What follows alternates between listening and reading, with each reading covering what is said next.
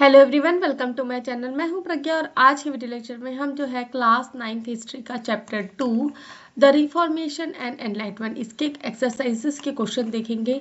तो आपके बुक में बीच बीच में जो क्वेश्चंस दिए हुए हैं उसे हम पहले कवर करेंगे, फिर उसके बाद एक्सरसाइज के क्वेश्चन देखेंगे। तो पेज वाइज जो क्वेश्चंस दिए हुए हैं उसको मैंने कवर अप किया है इस वीडियो में।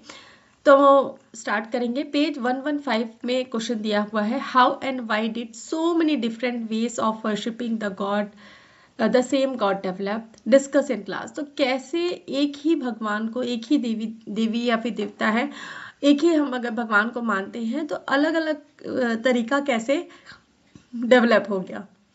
तो so many different ways of worshipping the god develop because पहला तो है people living in different regions, so local custom influence worship. तो जैसे हम अलग अलग रीजन्स में रहते हैं, इंडिया एक वास्ट कंट्री है, या फिर हम किसी भी कंट्री की बात करें तो अलग अलग रीजन में अलग अलग लोकेशन है।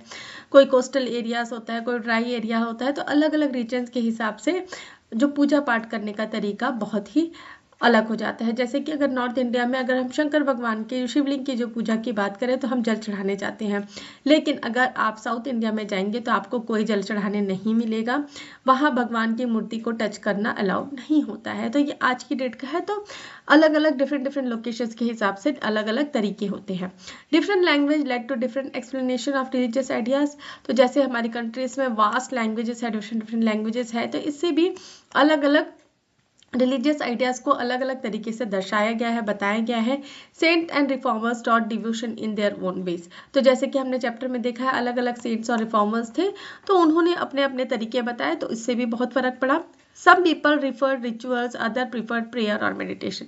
तो जैसे कि हमने देखा है चैप्टर में भी, तो कुछ लोग क्या है रिचुअल्स परफॉर्म करने को भगवान तक पहुंचने का रास्ता मानते हैं, और कुछ मानते हैं कि सिर्फ हम प्रेयर करके, मेडिटेशन करके भगवान तक पहुंच सकते हैं।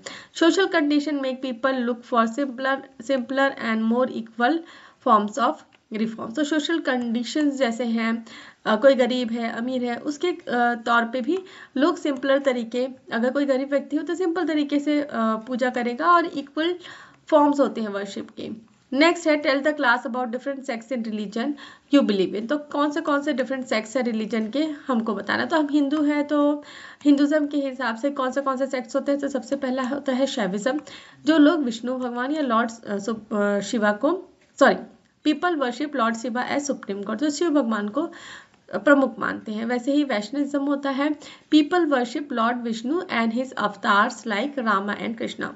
तो जो लोग लॉर्ड विष्णु को मानते हैं और उनके अवतार राम और कृष्ण को मानते हैं। उसके बाद होती है शक्तिज्म, पीपल जो गॉडेस दुर्गा या फिर शक्ति को मेन पावर मानते हैं। उसके बाद पेज 116 में दिया हुआ है, we see the influence of many regions in the religious belief of common people, can you give some example from your area. तो अगर हम रिलीजन का रिलीजियस बिलीफ में क्या है कॉमन पीपल का, तो हमको कुछ एग्जाम्पल बनाने हैं। तो influence of many religions in religious belief of common people. तो अलग अलग रिलीजियस का अलग अलग रिलीजियस बिलीफ में क्या होता है। तो मेनी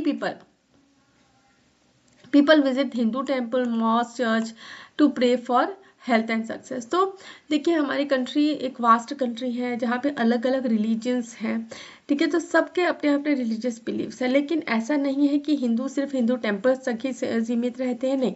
अगर उनको लगता है, उनकी श्रद्धा है, आस्था है, तो वो मॉस्क भी जाते हैं, चर्चेस भी जाते हैं। वैसे ही चर्च में रहने वाले लोग हिंदू टेम्पल्स में भी जाते हैं। तो people visit Hindu temple, mosque, church to pray for health and success. Many people including Hindu visit dargah और मुस्लिम सीट्स फॉर ब्लेसिंग। तो जैसे कि मैंने बताया कि ऐसा नहीं है कि हिंदू है तो सिर्फ हिंदू टेम्पल तक सीमित रहे, वो दरगाह भी जाते हैं, चर्चेस भी जाते हैं। जैसे कि मैं क्रिश्चियन स्कूल में पढ़ी हूँ, तो मैं जब छोटी थी तो हम लोग चर्च बहुत, हमारे स्कूल में ही चर्च था, तो हम चर्च बहुत जाया करते थे, हम प्रेयर भी करते थे। हमको पता होता था कि कैसे वहाँ पे प्रेयर करना है, कैसे कैंडल्स जलाने हैं, तो ये सारी चीज़ें हम जानते थे। Festival like Diwali, Eid and Christmas are celebrated together by people of different regions. तो अलग अलग रीजन्स के लोग तीनों फेस्टिवल्स, जो दिवाली है, ईद है, क्रिसमस है, इसको मनाते हैं। और हमारी कंट्री में ये तीनों फेस्टिवल्स में गवर्नमेंट छुट्टी भी डिक्लेयर करती है। People respect cents and Guru from different religion. तो अलग अलग रिलीजन के लोग हैं जो सेंट्स और गुरु हैं उनका आदर करते हैं। उसके बाद पेज 118 में क्वेश्चन दिया हुआ है, यू मे हैव रेड और heard about teachers of Kabir and Guru Ghasidas, what was unique and new about their religious philosophy, find out and discuss in class. तो हमको देखना है कि कबीर और गुरु घासीदास इनकी टीचिंग्स में क्या नया था, क्या यूनिक था।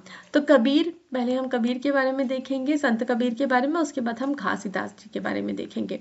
तो कबीर, इनका क्या बिलीव था कि एक ही गॉड होता है, एक फॉर्मलेस गॉड। फॉर्मलेस गॉड मतलब कोई मूर्ति वगैरह नहीं होती, भगवान बस एक होते हैं। Strongly oppose caste system and religious discrimination, तो जो कास्ट सिस्टम है और रिलीजियस डिस्क्रिमिनेशन है उसका उन्होंने अपोज किया।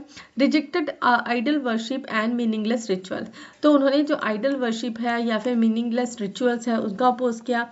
Taught that true devotion comes from with in not from outer show, उन्होंने ये भी बताया कि अगर हमको किसी को सच्चे मन से मतलब आस्था रखनी है, भगवान के प्रति आस्था रखनी है, तो वो अंदर से आती है, नहीं ना ही बाहरी दिखावा करने से।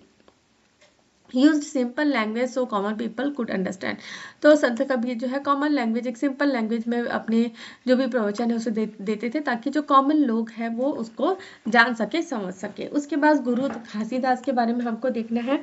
तो ये कौन है? Founder of Satnami movement in Chhattisgarh, Chhattisgarh के सतनामी मूवमेंट के फाउंडर थे।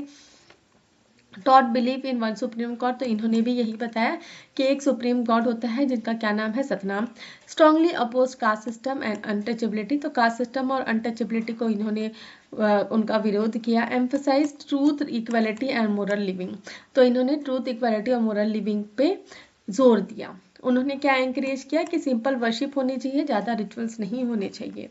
तो यूनिक क्या था इनकी टीचिंग्स में, दोनों की टीचिंग्स में? तो both taught equality for humans, ठीक है, दोनों इक्वालिटी के लिए उन्होंने बात की। फोकस करते थे इनर फेथ में, कोई रिचुअल्स वगैरह नहीं मानने में, और इनकी टीचिंग डिग्निटी देती थी लोगों को, और जो शोषित लोग हैं उनको। They promoted social reform along with religion, तो रिलीजन के साथ साथ वो समाज में सुधार करने का भी काम करते थे। उसके बाद है page 120, What were the questions that created divisions in Islam? तो इस्लाम के बारे में हमको ये बताना है कि कौन से क्वेश्चन थे जिसने इस्लाम को है दो भागों में बांट दिया, सूफी एंड शिहास, शिहास एंड सुनी, शिहास एंड सुनीस में कैसे बांटा। तो जो क्वेश्चंस थे वो क्या थे? Major difference between Shias and Sunnis arose over the question of leadership of prophet Muhammad death, तो प्रॉफेट मोहम्मद के डेथ के बाद में सूफीस और शिहास, इनमें क्वेश्चन था कि प्रॉफेट मोहम्मद के डेथ के बाद में कौन लीडरशिप करेगा। तो सिहास का क्या मानना था कि जो डिवाइन ग्रेस है वो प्रॉफेट के डिसेंडेंट्स के साथ कंटिन्यू रहेगा, और इसलिए उन्होंने उनके जो डिसेंडेंट्स हैं उनको रिलीजियस लीडर, इमाम्स के तौर पर एक्सेप्ट किया। लेकिन सुनीस ये एक्सेप्ट नहीं करना चाहते थे, ये आइडिया जो है कि रिलीजियस स्टेटस उनके किसी इंडिविजुअल या फैमिली को दे दिया जाए। तो over time many division developed within both Shias and Sunni, तो सिहास और सुनी में धीरे धीरे करके बहुत सारे डिविजन्स भी क्रिएट हो गए। Next is what difference were there in the ideas and thinking of Islamic philosophers and Sufis, तो क्या डिफरेंसेस थे और ये जो इस्लामिक फिलोसफर्स थे और सूफीज में। तो the difference between Islamic philosophers and Sufis are, Islamic philosopher believed in understanding religion through logic, reason, logic and knowledge। तो इस्लामिक फिलोसफर्स जो थे वो कैसे समझते थे रिलीजन को? रीजन, लॉजिक और नॉलेज के थ्रू। वो इन्फ्लुएंस थे ग्रीक फिलोसफी से, और वो एक intellectual thinking, use intellectual thinking रखते थे रिलीजियस आइडिया को एक्सप्लेन करने के लिए। They focused on debate, learning and interpretation of text, जो भी टेक्स्ट वगैरह ये पढ़ते थे, डिबेट करते थे, वाद विवाद करते थे, लर्निंग को के प्रोसेस को कंटिन्यू रखते थे, और जो भी टेक्स्ट लिखा हुआ है उसमें क्या लिखा है उसको सोचने समझने का कोशिश करते थे। Sufis on the other hand believed in love, devotion and personal experience of God, लेकिन सूफीज जो थे वो भगवान के प्रति सिर्फ और सिर्फ प्यार, आस्था, एक्सपीरियंस को गेन करना चाहते थे। उसके बाद पेज 122 में क्वेश्चन है, What similarities and differences can you see in the religious situation in India, the Arab countries, Europe during Middle Ages? तो हमको similarities और differences बताने हैं religious situation का, कहाँ कहाँ पे, इंडिया में, अरबिक कंट्रीज में और यूरोप में. तो similarities हम पहले देखेंगे इंडिया, अरब और यूरोपियन कंट्रीज में. तो religion played a central role in people's life in all these three region. तो ये तीनों रीजन में रिलीजन एक मुख्य भाग निभाता था. जैसे कि इंडिया में हमने देखा हिंदू रिलीजन, अरब में इस्लाम और यूरोप में Christian. Religious institution were powerful and influenced rulers and society. तो जो religious institutions थे वो बहुत powerful थे और वो rulers और society को influence करके रखे थे. Religious belief shaped education, art and culture and laws. तो religion belief जो है उस पर निर्भर था क्या क्या, education, art, culture and law. तो scholars and thinkers were often link to religion such as priest, monk, ulema और ब्राह्मण. तो सिर्फ स्कॉलर्स और थिंकर कौन थे? जो ये प्रीस्ट है, मॉन्क्स है, ब्राह्मण्स है, इन्हीं को ही बुद्धिमान पढ़ाई करने के लिए योग्य माना जाता था. डिफरेंसेस क्या है? डिफरेंसेस हम अलग अलग देखेंगे. तो अगर हम इंडिया की बात करें तो इंडिया में बहुत सारे रिलीजन्स हैं, हिंदुइज्म, बुद्धिज्म, जैनिज्म और इस्लाम. और यहाँ पे बहुत सारे सेक्ट्स भी थे, डिविजनल मूवमेंट्स भी हुए जैसे भक्ति और सूफी मूवमेंट्स. रिलीजियस आइडिया फ्लेक्सिबल थे और अलाउड था कि अपने मतलब आप डिफरेंट ग्रुप्स बनाकर वर्शिप कर सकते हैं. और अगर हम अरब कंट्रीज की बात करें तो इस्लाम यहाँ पे क्या है, मेन रिलीजन्स है. तो स्कॉलर्स क्या एनकरेज करते थे? साइंटिफिक थिंकिंग और फिलॉसफी अपने रीजन में, और उनका बहुत ज़्यादा इंटरेक्शन था ग्रीक, इंडियन और चाइनीज नॉलेज से. उसके बाद क्रिश्चियनिटी, यूरोप की बात करें तो यूरोप में क्रिश्चियनिटी डोमिनेट था, रिलीजियस था. तो चर्च का पूरा कंट्रोल था सोसाइटी और लर्निंग में, हमने चैप्टर में भी देखा है. और साइंटिफिक थिंकिंग जो है हमेशा एक क्वेश्चन उठाती थी रिलीजियस अथॉरिटी के ऊपर. उसके बाद है which aspect of Catholic church did Protestant oppose. तो कौन सा चीज है जो कैथोलिक चर्च का जिसको प्रोटेस्टेंट्स अपोज करते थे? क्या अपोज करते थे? Protestant oppose the sale of intellectuals. तो जहाँ पे people paid money to reduce punishment for sins. तो ये जो था, ये जो सेल किया जाता था, ये जो सर्टिफिकेट सेल किया जाता था जिससे लोगों के गुनाह कम हो जाए, सिंस पाप कम हो जाए, वो इस चीज का अपोज करते थे कि पीपल मतलब लोग कोई सर्टिफिकेट खरीद के अपने जो भी मतलब उन्होंने क्राइम किया है, सिन किया है, पाप किया है, उसको वो धो सके, ऐसा नहीं हो सकता.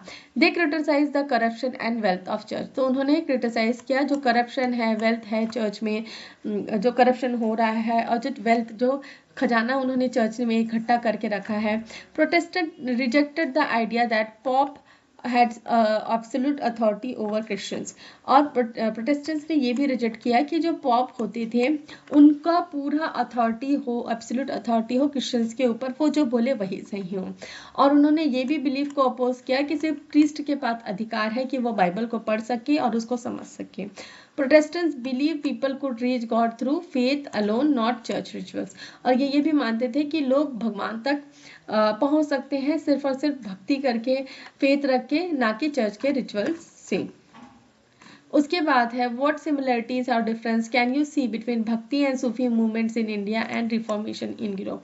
तो कौन से सिमिलरिटीज और डिफरेंसेस हैं भक्ति और सूफी मूवमेंट्स में इंडिया में और रिफॉर्मेशन इन यूरोप में? तो सिमिलरिटीज क्या है भक्ति मूवमेंट और रिफॉर्मेशन का? तो all criticize rituals and blind practices in religion. तो रिलीजन में जो भी रिचुअल्स हैं, ब्लाइंड प्रैक्टिसेस हैं, उनको इन्होंने अपोज किया. और इन्होंने क्या अपोज किया? जो पावर और करप्शन था रिलीजियस इंस्टीट्यूशन के पास, उसको उन्होंने एम्फसाइज किया. पर्सनल फेथ का और डिवोशन होना चाहिए, रिचुअल्स ना कि फॉर्मल रिचुअल्स हम परफॉर्म करें, उसके बदले में, है ना, उन्होंने क्या जोर दिया? एम्फसाइज मतलब जोर दिया कि हमारे पर्सनल खुद का फेथ होना चाहिए और डिवोशन होना चाहिए. Made religion simple and accessible to common people. तो पहले क्या होता था, कॉमन पीपल जो है ये भगवान के पास तक नहीं पहुंच पाते थे. तो रिलीजन को सिर्फ और सिर्फ बड़े बड़े लोगों के अधिकार में रखा गया था. लेकिन यहाँ पे कॉमन पीपल भी जो है वो अब रिलीजन को एक्सेस कर सकते थे. उन्होंने लोकल लैंग्वेजेस यूज किए अपने आइडियाज को स्प्रेड करने के लिए. तो डिफरेंसेस क्या थे भक्ति और सूफी मूवमेंट इंडिया में? तो ये भक्ति और सूफी मूवमेंट फोकस करता था love, devotion and unity with God, promote करता था टॉलरेंस और हार्मनी बिटवीन रिलीजन्स, क्योंकि इंडिया में अलग अलग रिलीजन्स हैं। Did not try to reform any new religion, तो कोई भी रिलीजन को उन्होंने बदलने की कोशिश नहीं की। किस पे स्ट्रेस किया? इनर प्योरिटी में रादर देन सोशल रिचुअल्स। हमको अंदर से शुद्ध होने की जरूरत है, ना कि कोई रिचुअल्स परफॉर्म करने के लिए। अगर हम रिफॉर्मेशन यूरोप की बात करें तो यहाँ पे फोकस किया गया रिफॉर्मिंग चर्च को रिफॉर्म करने के लिए, कोई मिस्टिकल डिवोशन को नहीं। इससे क्या हुआ? न्यू क्रिश्चियन डिमोनिशंस फॉर्म हुए, जैसे कि प्रोटेस्टेंटिज्म। उसके बाद ज़्यादा ऑर्गेनाइज था और पॉलिटिकल था नेचर में। चैलेंज किया जो चर्च में जो पॉप का जो रोल था और जो कैथोलिक चर्च थे उसको डायरेक्टली। उसके बाद क्वेश्चन है, do you think that religious text should be in language that is understood by common people? क्या आप सोचते हैं कि जो रिलीजियस टेक्स्ट है वो कॉमन लैंग्वेज में होना चाहिए जिससे कोई भी व्यक्ति उस पढ़ सके? हाँ बिल्कुल भाई, अगर रिलीजियस टेक्स्ट जो है पहले के समय के जैसे कोई ऐसे लैंग्वेज में हो जिसे जो चर्च के पॉप हो गए या फिर कोई ब्राह्मण हो गया वही पढ़ सके, तो या तो फिर अगर आज के डेट में फॉर एग्जांपल मैं बोलूँ कि अगर सभी चीज़ें संस्कृत में लिखी हुई तो क्या आप पढ़ लिख पाएंगे? नहीं, क्योंकि अभी हमारा कॉमन लैंग्वेज क्या है? हिंदी और इंग्लिश। तो वैसे ही अगर ऐसा ना करने का मतलब क्या है? People can understand true meaning of teaching, है ना। इससे क्या होगा? लोगों को पता चलेगा कि ट्रू मीनिंग क्या होता है टीचिंग का। इससे हेल्प होगा सबको कि वो रिलीजन को फॉलो करे। कोई डिपेंडेंसी नहीं है प्रीस्ट और स्कॉलर्स में, मतलब बिना किसी प्रीस्ट और स्कॉलर के भी वो पढ़ सकते हैं और रिलीजन को जान सकते हैं। रिलीजियस आइडिया जो है अब सबके पास है, ना कि सिर्फ और सिर्फ एजुकेटेड ग्रुप्स। इससे क्या होता है? ये रिड्यूस करता है क्या? मिस इंटरप्रिटेशन और ब्लाइंड प्रैक्टिसेस, मतलब जो गलत प्रैक्टिसेस हैं और जो ब्लाइंड प्रैक्टिसेस हैं, मिस इंटरप्रिटेशन है, गलत धारणाएं हैं, वो सब कम होती है। और इससे इक्वलिटी भी बढ़ती है ताकि हर कोई उसको रिलीजियस टेक्स्ट को पढ़ सके और उससे डायरेक्टली सीख सके। उसके बाद नेक्स्ट है, do you think that every individual should define choose their religion for themselves? तो क्या एक व्यक्ति के पास अधिकार होना चाहिए कि वो अपना रिलीजन खुद चूज कर सके? हाँ, तो क्यों रिलीजन क्या है? एक पर्सनल बिलीफ है, अपना पर्सनल मैटर है, तो ऐसा होना ही चाहिए। फ्रीडम अगर रहे तो फिर लोग अपने रिलीजन को अच्छे से फॉलो कर सकते हैं, ना ही किसी भेदभाव या दबाव से। और इससे क्या होता है? टॉलरेंस क्रिएट होता है और म्यूचुअल रेस्पेक्ट होती है अलग अलग डिफरेंट रिलीजन्स के लिए। और अपना खुद का रिलीजन चूज करने से अपनी खुद की इंडिपेंडेंट थिंकिंग डेवलप होती है और इससे समाज में जो है पीस और हार्मनी जो है वो बरकरार रहती है। तो यहाँ पे हमने सारे क्वेश्चन आंसर्स जो है वो कवर अप कर लिए हैं पार्ट 1 के। नेक्स्ट जो है हम नेक्स्ट पार्ट में पेज 124 से हम नेक्स्ट पार्ट में डिस्कस करेंगे। तो मैं आशा करती हूँ कि आपको ये वीडियो लेक्चर समझ में आए। वीडियो लेक्चर समझ में आए तो वीडियो को लाइक शेयर करें, कमेंट करके बताएं कि वीडियो कैसा लगा। अगर मेरे चैनल के वीडियोस आपको पसंद आते हैं तो चैनल को सब्सक्राइब कर लीजिए, बेल नोटिफिकेशन को भी ऑन कर लीजिए ताकि जब भी मैं नई वीडियोस डालूँ तो आपको नोटिफिकेशन मिल सके। Thanks for watching.